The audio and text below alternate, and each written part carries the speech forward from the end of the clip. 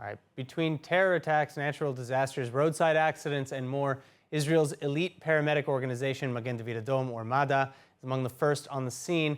And now, soon to release, is Tel Aviv 911, a documentary film providing a behind-the-scenes view of Mada's incredible staff and volunteers by director and veteran journalist Martin Himel and executive producer of Visiontv, Mozes Znaimer. Let's take a look. All it takes is a fall from just 10 feet to break bones, to puncture vital organs, and to be paralyzed.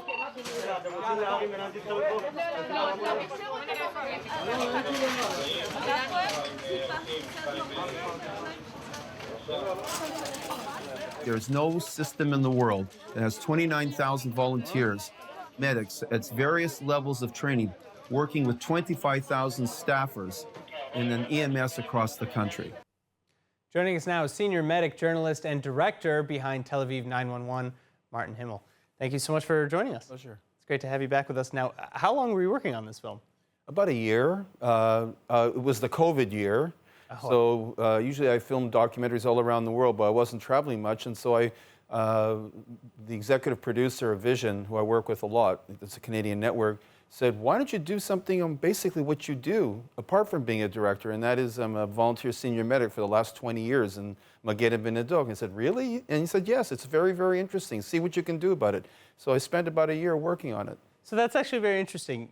You know, first of all, yeah, I know that you've been working with Mada for years, decades even. And, you know, so why not do it before? You know, why didn't it come to mind? And, you know, I don't know, and why now, I guess, other than that? Well, I guess when you're a volunteer, you're just thinking, when you're a volunteer, it's different than when you're working. You're working, your ego gets into it, you're trying to make money, you're trying to develop some ideas, you're trying to progress.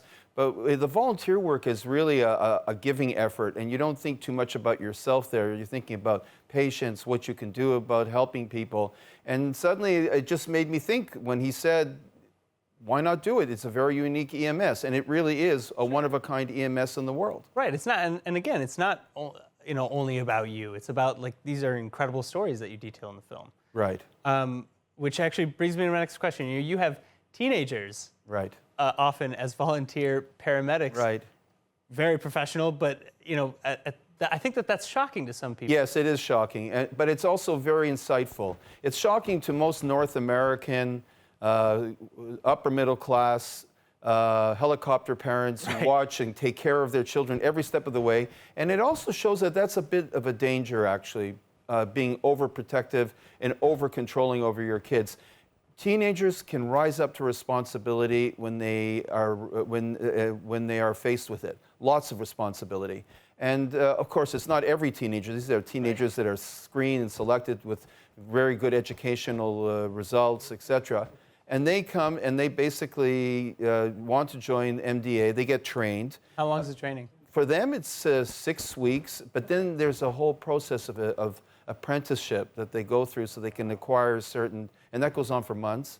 And then they are very, very experienced. They're under my supervision. I'm the adult there. I'm controlling it. But they know how to watch patients. They know how to take care of things, and they see tough things. They are dealing with CPR. They're dealing with resuscitation, tough traffic accidents.